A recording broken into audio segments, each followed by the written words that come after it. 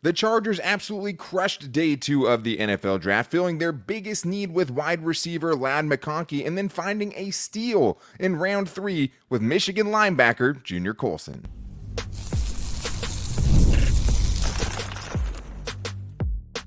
You are Locked On Chargers, your daily podcast on the Los Angeles Chargers. Part of the Locked On Podcast Network, your team every day. What is up, and welcome into the Locked On Chargers podcast, Friday Night Lights edition. I'm your host, Daniel Wade, joined as always by my co-host, David Drogemeyer, and we've been covering the Chargers now for 8 seasons and 8 drafts in 6 years as the host of the Locked On Chargers podcast, bringing you your team every day. Thank you all for making us your first listen day. To make sure you never miss the show, go subscribe or follow for free on the Locked On Chargers YouTube channel and listen wherever you get your podcast from. David, what did you think of draft day 2? Man, I'm so stoked about these picks. I love both of them. These are both guys that we got a chance to cover and watch in the pre-draft process. So grabbing Ladd McConkey, a guy who has real true speed, and then just a true field general in the middle of that defense with Junior Colson. You had to know Jim Harbaugh was going to get one of his Michigan men. I know. I have to think that he shed a tear when he had to choose between him and running back Blake Corum there. But I think they made the right decision. But today's episode is brought to you by LinkedIn Jobs. LinkedIn Jobs helps you find qualified candidates you want to talk to faster. Post your job for free at linkedin.com/LockedOnNFL. That's linkedin.com/LockedOnNFL to post your job for free. Terms and conditions apply. David, the Chargers made a splash early on day 2. I wasn't even home from work yet because they had decided to get in on the action early by trading up to the 34th pick with the New England Patriots. All in all, I liked the trade because I don't really think they gave up very much, right? They didn't even give up a full pick. Basically, they moved back from their 4th round pick, which was pick 110, to pick 137 in the 5th round to move up and get the biggest need. And I know a couple of wide receivers didn't go directly after that, but with how quickly they started going at the end of the 1st round with Xavier Worthy going to the Chiefs, Xavier Leggett, right? Keon Coleman goes first pick of the 2nd round. There was a run, and we saw runs, wide receivers, defensive tackles. They started going quick, so I don't blame the Chargers at all for going up and getting their guy and filling truly their biggest need. And I think that Ladd McConkey, even though it was tough to pass up on some of those receivers on day 1, was a really, really great consolation prize, and I think good value too. A borderline 1st round pick. Dane Brugler had him as his 31st best prospect. Daniel Jeremiah had him as his 30th best prospect. I loved this pick. I did too, and honestly, after this pick was made, I felt so much better about what happened on day 1, and I just feel like the whole draft looks a whole lot better now. But getting a Ladd McConkey, a guy who has real true speed, a 4.39 40 guy, a guy who's an absolute weapon, a yak threat, a guy who's lightning quick, runs great routes, very strong hands. I mean, this is a pick that made a lot of sense. The Chargers had to address the wide receiver position with a premium pick. They go out and grab a fantastic wide receiver in Ladd McConkey. And I think the thing for them was just they couldn't risk it, right? Yeah. After passing up on receiver in round 1, they couldn't risk somebody leapfrogging them and going and getting their guy, especially with how quickly they were coming off the board. I mean, I think between him and A.D. Mitchell, it's close, but I think the better fit for them was Ladd McConkey. I think Ladd McConkey, even at his size, plays more of the Jim Harbaugh type of football that we've seen this team draft in this draft class, right? Joe Ortiz finding Jim Harbaugh type of players, and I think Ladd McConkey definitely fits that. And it's funny because you said he has the 4.39 speed, which is like, how many years have we been begging for someone that had that kind of speed? The whole time we've been covering this team professionally, Daniel. Truly. I mean, like, the only guy I can think of literally in our time doing this is Jalen Guyton. Maybe Tyron Johnson, T. Billy, I think might have been in the 4.3s, but like, they're talking about undrafted free agents, UDFA right? We haven't guys, seen them actually draft a dude that had this kind of legitimate juice. And the funny thing is like, when I was watching Ladd McConkey, who I do think you have to watch, you cannot look at the stats with this guy. Yeah. If you look at the stats, you're going to be totally overwhelmed, and it's one of the biggest knocks against him and one of the only reasons he got out of the 1st round. Let's be honest, right? Because when you look at him, the speed, at least the long speed, isn't even one of the first things you think of, right? Right. Insane footwork, wins route, great acceleration and deceleration, can stop on a dime. There's nobody that can go full speed to a stop better than this guy in this draft class. Him on comeback routes is just basically unstoppable. I also thought he proved himself to me while watching that Alabama game, right? You're watching him go up against Kool-Aid McKinstry, a 2nd round pick. You're watching him go up against Terrion Arnold, a 1st round pick. And not only did he hold his own, he kind of torched those guys for stretches of that game. And that, to me, was one of those things where I'm like, okay, I'm watching him go up against some of the best in college football, and he's succeeding and exceeding my expectations. There's a lot to like about what this guy brings to the table. Yeah, I mean, that's where the true barometer kind of comes from, right? I mean, you want to look at guys that are getting picked early on in this draft, premium competition, because those are guys you're going to see in the league as well. But also an excellent run blocker for his size. I know he's a little bit of a smaller guy, but he shows great technique and tenacity there. Strong hands through contact, uses a variety of different releases off the line of scrimmage to win, which he has to, being a smaller wide receiver. You have to find a way to beat press man coverage, and so he uses that a lot with his releases. I felt like he did a really good job of sitting down in the open pockets of the defense, especially on the outside the numbers. Seemed like he was open outside the numbers all day long. He really knows how to defeat angles. He took a motion pitch to the left side. I remember watching, he used a jab step and then created a ton of space and just waltzed right into the end zone for a touchdown. And he's got some real shake and bake. I mean, this guy is a legitimate yak threat, and I can't wait to see how many different ways the Chargers are going to try to get the ball in his hands, because this is a guy who has scored touchdowns through the air and scored touchdowns on the ground. So he has receiving and rushing potential in this offense. Yeah, he has a 70-yard rushing touchdown in his career at Georgia. Just one of the many things he did super well there. 9.34 RAS score, something the Chargers are obviously taking into account and holding in high regard, right? I mean, you have one of the most athletic tackles ever in Joe Walton. You follow that up with Ladd McConkey, who is a super athlete. I mean, the outbreaking routes that he has are just insane. It seems like he's impossible to cover on those. I mean, it is 98th percentile in his shuttle, 94th percentile in his three-cone drill, showing you the agility, showing you some of that shake and bake and that yards after catch ability, right? And obviously, not only good top-end speed, but really, really good burst off the line. I mean, this is a dude who creates separation and can be the receiver for Justin Herbert. Maybe not what Keenan Allen was, because those two had such a good rapport. But when you lose someone like Keenan Allen and then you get one of the best separators in college football in Ladd McConkey, I really, really love the fit. And I think if you're looking at what the cons are here, to me, I mean, it's just the lack of college production. That's the only thing that really gives me any, real pause. I mean, a smaller catch radius, but does make difficult catches when he has to. Did struggle with physicality when defenders got their hands on him, which wasn't very often. And he's always going to be a more undersized receiver. But besides that, I mean, I think the one big red flag is just the back and ankle injuries, right? But you have to think the Chargers checked out and felt very comfortable with, especially with their medicals trading up to go get him. Yeah, I mean, that was one thing I was going to mention, is coming off the back issue. But he talked about that. He talked about that in his press conference, and he said, I'm 100%. Actually halfway through the season when he came back, he felt like he was good then. So he said the back issue is absolutely not a problem. He's not worried about it at all. Shorter arms, also smaller body type. He's a smaller type wide receiver. We'll see if he's able to add a little bit of good weight, maybe. Yeah. I mean, I think there is concerns that maybe his frame may be maxed out. According to Dan Brugler, they said that there were some issues with him holding on or keeping good weight on. Well, we'll see what Ben Herbert is able to do with his new wide receiver, and if he's able to work with him and maybe put on some good muscle and some good weight without sacrificing that lightning quickness that he brings to the table. Yeah, and that's always kind of the thing with guys like this. But I think that was kind of seeing how gritty and tough he was while watching him, especially for someone that size, was pretty enlightening, right? Because I think if you just looked at the dimensions, you wouldn't be able to kind of tell the grit that this guy plays with and just the total effort that he plays with all the time. And I think, he's got that dog in him, right? And the other guy, Junior Colson, dog. There is definitely a type they're going after. Straight up.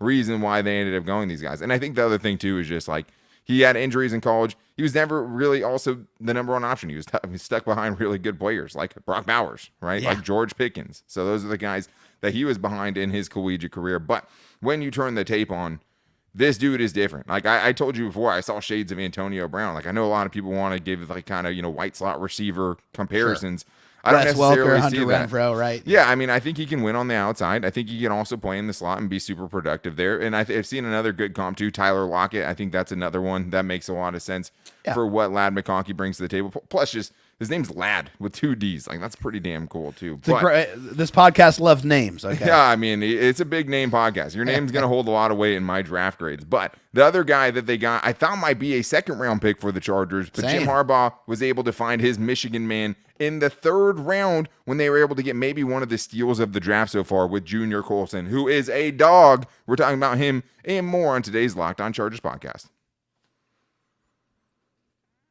First, I need to tell you guys about LinkedIn Jobs. When you're hiring for your small business, you want to find quality professionals that are the right role for your company, and that's why you have to check out LinkedIn Jobs, because LinkedIn Jobs has the tools to help you find the right professionals for your team faster and for free. LinkedIn isn't just a job board. LinkedIn helps you hire professionals you can't find anywhere else, even those who aren't actively searching for a new job but might be open to the perfect role. In a given month, over 70% of LinkedIn users don't visit other leading job sites, so if you're not looking on LinkedIn, you're looking in the wrong place. On LinkedIn, 86% of small businesses get a qualified candidate within 24 hours. Hire professionals like a professional on LinkedIn. And this is something that my wife as a recruiter uses all the time. The one thing she always says, I can get 1,000 job resumes, right? People trying to get jobs.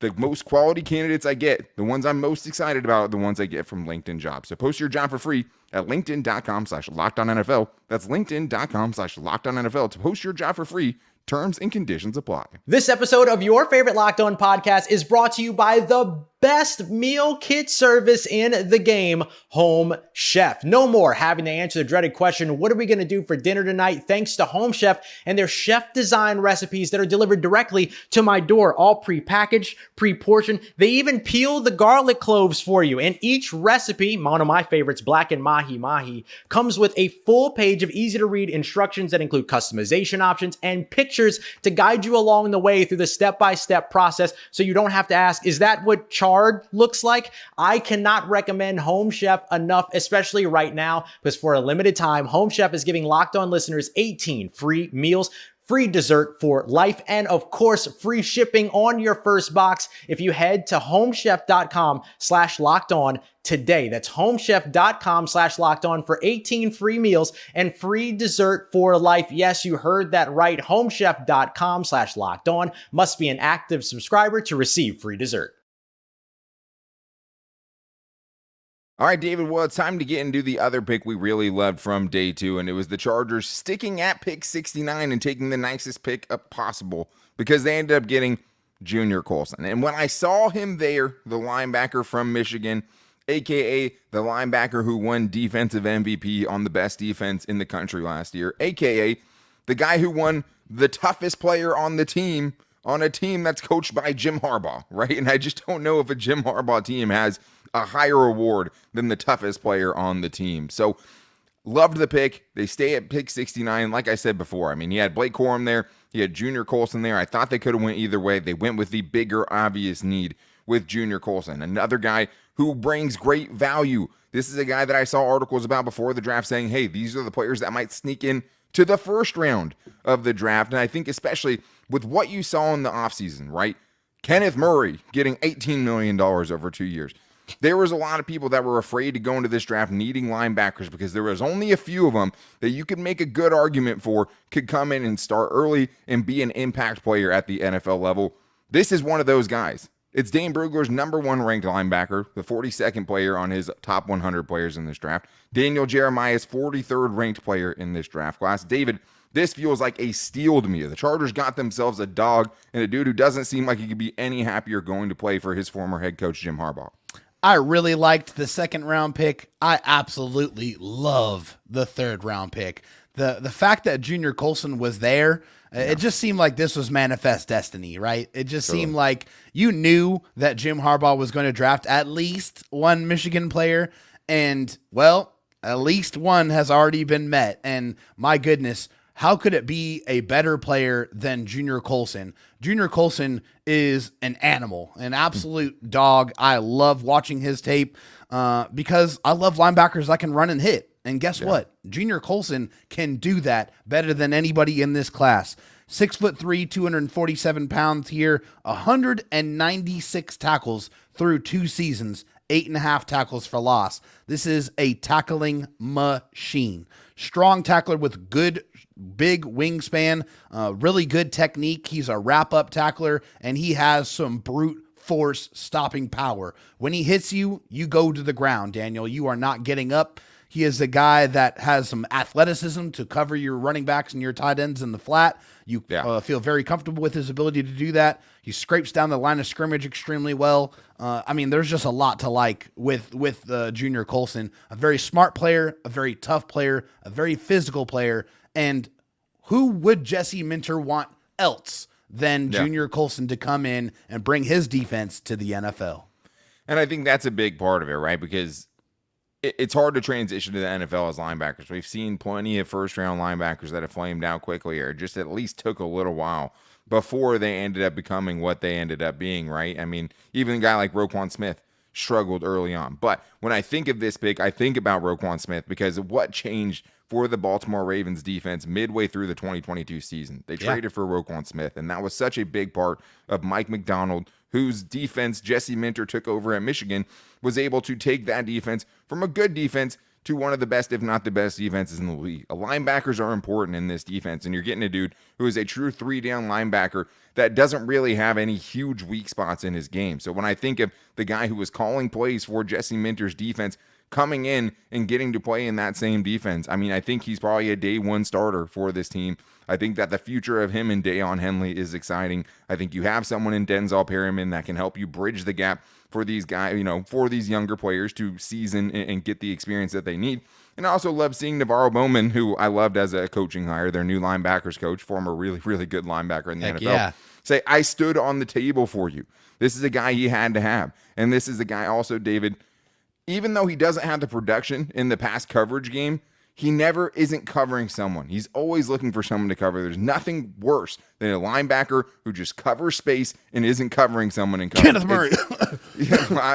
It's a plague across every, tons of teams. This guy looks like Fred Warner when he's out there trying to find people to go block. And the other thing is, he takes away the first read really, really often. And even though you don't see the production as far as the stats go, he's a guy that's getting in passing lanes. He's affecting things in the passing game.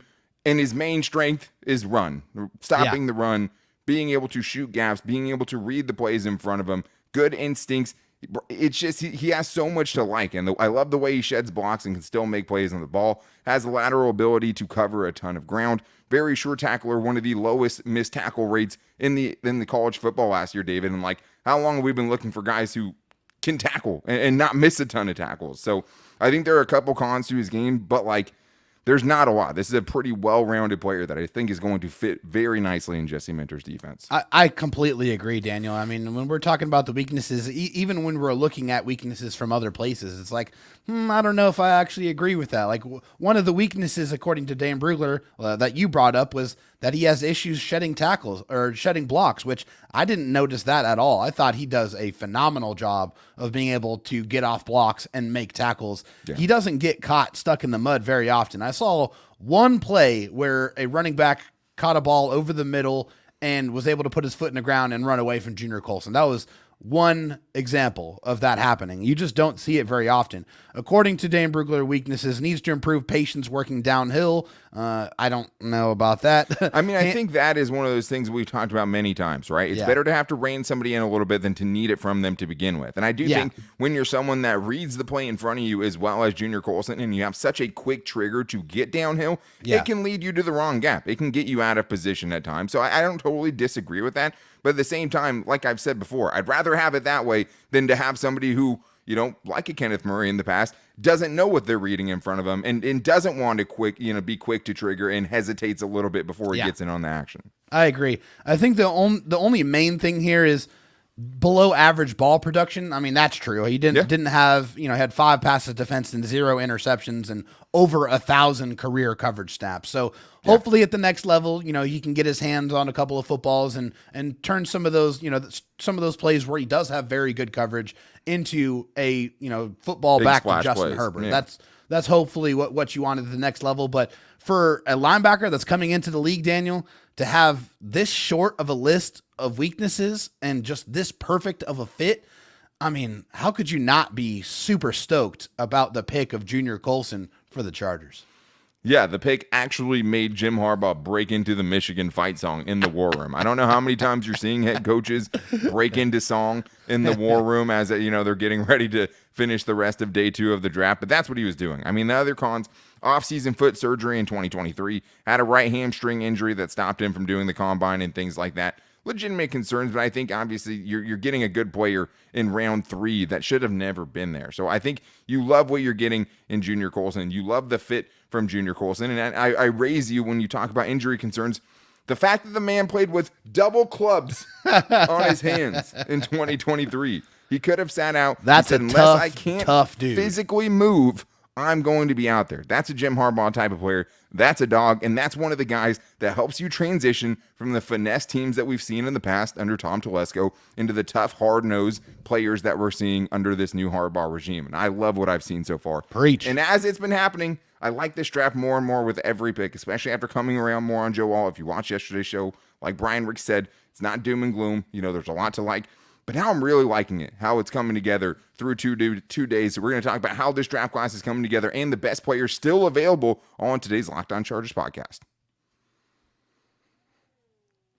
Guys, though, I do need you all to listen up for this huge announcement because I've been tracking the leaderboards every day, keeping my eyes on the scores, putting all of my heart into it, and I'm super pumped to announce that I'm finally on top. That's right. Obviously, I'm talking about the hit mobile game Monopoly Go. You've probably heard of it. It's been downloaded over 150 million times. It's a great mobile twist on classic Monopoly. You can play anywhere, anytime. You explore hundreds of Monopoly boards from Las Vegas to Camelot to the moon, all while raking in a huge fortune. Charge rent on iconic properties just like classic Monopoly, but you can also charge your friends rent on your iconic properties or go to their Monopoly money by pulling bank heists and taking wrecking balls to their landmarks. But my favorite part is the leaderboards, where not only can you see who the Monopoly tycoons are, but you can also see which ones of your friends have gone bankrupt. So get yourself on the charts. Download Monopoly Go now, free on the App Store or Google Play. All right, David, well, now we have seen what the Chargers' first 3 picks are. They have 3 rounds. They have 3 picks. And like we talked about before, it was really tough passing up on the receivers in round 1. But hard to be mad at the guy that the Chargers got in Joe All, who is such a good prospect, one of the better tackle prospects that's come out over the last few seasons. But now you're kind of seeing, I think, why that happened, right? Because you see kind of how it plays out. There wasn't a ton of offensive tackle talent that was left at the start of round 2. It went in round 1. A ton of guys went in round 1. So I think it's one of those things I've seen people saying, okay, would you rather have, Malik Neighbors and some random tackle that you probably are reaching for in round 2, or you get a great tackle with a Ladd McConkey, and you just kind of see the Chargers and their feel for the board and why they're doing the things that they're doing. But I think when you look at this, David, as far as getting value and filling needs, I think that Joe Ortiz has done a masterful job in his first draft class, because it's like Joe Alt, even if you didn't love the pick, it's not a reach to take the best tackle in the class with the 5th overall pick and Dane Brugler's 5th best prospect with the 5th overall pick. It's just not, right? Getting a borderline first-round pick at 34 with Ladd McConkey is good. And then getting a bona fide second-round pick in Junior Colson is also great. 3 big needs, 3 value picks, you could argue, David. I'm liking how this is coming together. Yeah, I think the Chargers drafted 3 players that are going to help them immediately. You get a giant pass protector, a lightning-quick wide receiver, and a smart, tough, and physical linebacker that's probably going to challenge for starting snaps right away. You get 3 players that you draft that are going to make an impact not only on the 2024 season, but for the Harbaugh teams in the future. Yeah, agreed. And you're getting, 3 guys that fit the bill as far as what this team has told us that they wanted and what this team is looking for in their players. 3 guys who you can tell football means everything to them, right? They live, eat, breathe football. And everyone can say that, right? But I think you really kind of feel it when you're hearing these guys talk. But I also think, David, as these picks and even liking these picks, it shows you, why there was such an emphasis on potentially trading back, right? Because I love those 3 picks.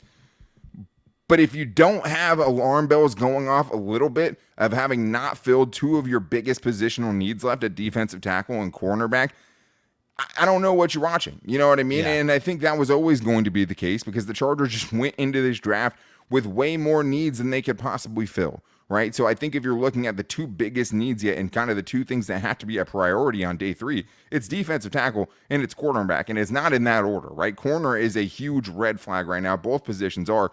But ESPN only has 2 defensive tackles in their top 50 best available still, right? There's a couple of corners there that we'll talk about that are falling further than expected. But it's like, hey, it's kind of the danger zone with these picks where it's like you got to fill some of these positions quickly. Yeah, especially corner. I mean, that's one of the things we wanted to see addressed in the first 3 rounds. I mean, obviously, you never know how their draft is going to unfold, and you got to let the draft come to you. And you know, you'll get some opportunities to move back or move up, like the Chargers did in the second round. Yeah. But they just didn't feel like they have found the right value for the position yet. But that has to change immediately on day 3, and I mean early. I mean, and I mean the 4th round pick, preferably them taking a corner and addressing that. Because there are, you know, some pretty decent corners that will be available early in the 4th round. So hopefully the Chargers address that. Like I said before, you don't want to be pigeonholed to have to go out there and address a need. But we're at that point where they have to go address a need. Yeah. And it'll be interesting to see how they play it, right? Because there are some very intriguing prospects at the positions that aren't their biggest needs right now that could be very enticing. Let's start with running backs, right? Ray Davis, a guy that we talked about, the running back from Kentucky that we liked. Jalen Wright, who was getting 2nd round buzz as a bona fide home run hitter that would fit nicely, honestly, with Gus Edwards and J.K. Dobbins. The 72nd player on the consensus big board is now, I mean, we're over pick 100 now. This guy is still available. Maybe the top safety in this class, Jaden Hicks, some people think from Washington State, still available. 69th overall on the consensus big board. But then you look at the needs. One of the guys that feels like the Chargers could potentially pick at 105, Brandon Dorlus, right? Defensive tackle from Oregon. You'd have to pass up on cornerback again. But what did Trevor Sikkema tell us? Jesse Minter doesn't necessarily like these big, plodding defensive tackles. He likes the more athletic guys, sometimes even the tweeners. That's what Brandon Dorlus is, right? And then you look at cornerback, TJ Tampa, someone who's thought to potentially go in the 2nd round. The 53rd consensus big board guy right now is now fallen to the 4th round. Kyrie Jackson, cornerback from Oregon, formerly of Alabama, still available. Cam Hart from Notre Dame, still available. So, David, even though there's a lot of needs, that next pick, maybe you trade both 5th round picks to get back in the 4th round and snatch 2 of these guys, right? But there is some real talent that's still left on this board, and we'll see how it plays out at the beginning of day 3. I mean, not to mention the guys that you already talked about, but there's a couple other ones as well. I mean, tight end. The tight end's interesting. Yeah. He's still available in the 4th round. So. And that's somebody you watch, too. I mean, if you're looking for a receiving threat at tight end, he's probably the 2nd best in this class. Right. Or Cade Stover, another tight end that's available. Another wide receiver that's very popular with a lot of people, Troy Franklin. I know. So there is a ton of still very high quality, very highly ranked prospects that are going to be available for the Chargers in the middle rounds, and they still have a lot of needs, and they have some ammunition to be able to utilize. And hey, after the first 3 picks, I am all aboard the Joe Ortiz and Jim Harbaugh Express. Let's see what else Chef Ortiz is cooking up for the rest of this draft, but I am very happy with what they've done so far. Yeah, I mean, you brought him up, Jatavian Sanders. This is a guy that's been pretty polarizing, I would say, through this draft process, right? I mean, at the beginning, it was almost a consensus that this dude was the 2nd best guy in this entire draft, right? He is the 61st player on the consensus big board. Like, the consensus big board, say what you want, they're not usually very far off, right? No. It's not usually as far off as some of these guys have fallen. So you're looking for, hey, if they end up taking that guy, can you be mad at it, right? Because they think going best player available, even though it's not a direct need. But let's take a second to laugh at the Chargers' former GM, Tom Telesco, as we wrap up this 2nd draft day show, because I had put a post out because it sucks seeing Brock Bowers and Jackson Powers-Johnson both go to the Raiders. Yeah, I didn't like that. Falling into the lap of Tom Telesco once again, and when I saw that, I was like, that is gross. The good news is it's almost round 3, and that's when Tom Telesco might just take some player that you've never heard of, right, and a huge, huge reach. Oh, and did he deliver? Because then the 3rd round comes around after having an overwhelmingly kind of praised first couple of rounds. He goes with Delmar Glaze. Exactly. No one's ever heard of him. So it's nice to see some things never change. And as nice it is to have, good guys fall into your lap and to take them when they're available, it'll be nice, getting someone like a Junior Colson and someone you feel really good about and potentially the best player at his position instead of taking like the 220 ranked player on some boards on the ESPN board, 220 plus, Sheesh. 7th round pick, right?